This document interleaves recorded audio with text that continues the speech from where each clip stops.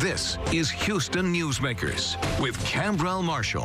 HISD is going to take a little bit different stance, and as superintendent, what I plan to do is bring back a mask mandate for ratification in our next board meeting. At that board meeting, Superintendent House got unanimous board approval, but also heard from many who were against his decision to require masks for all staff and students. His is one of several examples in Texas and in other states where local leaders are pushing back against executive orders. Miller House II joins me this morning to talk about his concerns for the safety of the folk in your community. Mr. House, thank you for joining me. And I want to ask you, first of all, what is it that made you decide to make this decision in spite of what you understand to be the governor's orders not to do so? First of all, good morning, Cambrell. It's always good to see you. And of course, you know, the most compelling thing when we talk about where we are with the mask mandate is where the data is right now. When I got to this community six weeks ago, we were looking at a 4-5% community spread. We're now 6 weeks later in a place where we're looking at 19 approaching 20%. It's changing essentially daily. We also know that the hospitalization rates are increasing. The number of beds are limited in our hospitals as well.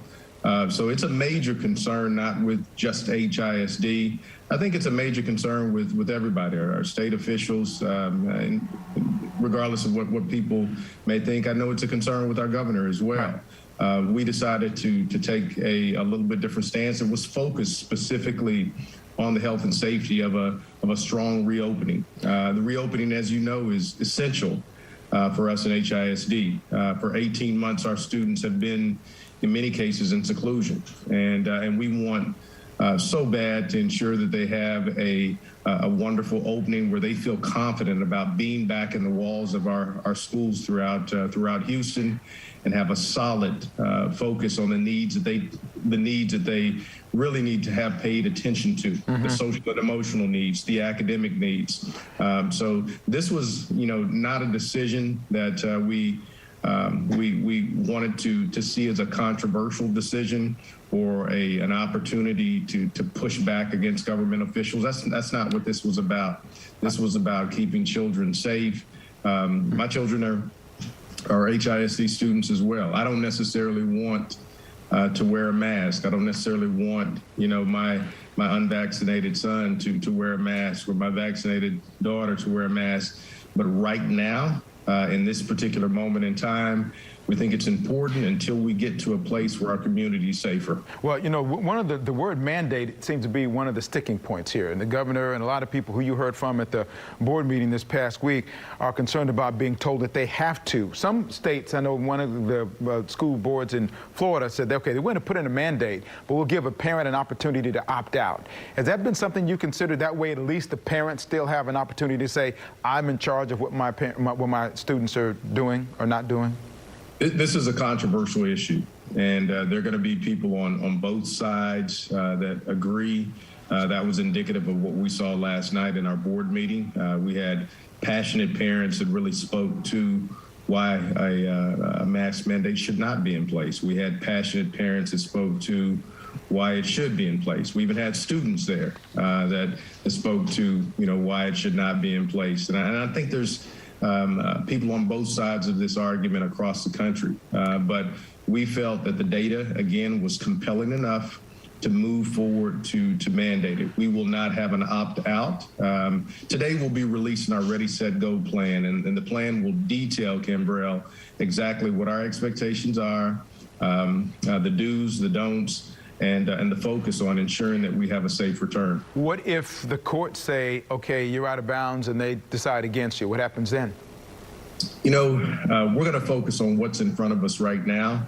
If the courts come back with something else, of course, we haven't been sued. We haven't sued anybody, and we don't plan to. I think there's been some assumptions out there in terms of courts. You don't react legally until you have someone that's reacted towards you. And that hasn't happened. We're looking forward again to have a a strong start to the school year and bringing our students back to engage at a high level and to ensure that they feel confident about being in our schools and to show our community that our schools can be a safe place, and in many cases safer than the community with the mitigation strategies that we're focusing on. The governor has said that the people who push back against his order will be taken to court or fined. TEA has also said schools should not have mask mandates. You're concerned about the relationship with TEA, considering there's already a tenuous relationship between TEA and HISD right now? The relationship with TEA and the governor's office is important. We have to work together.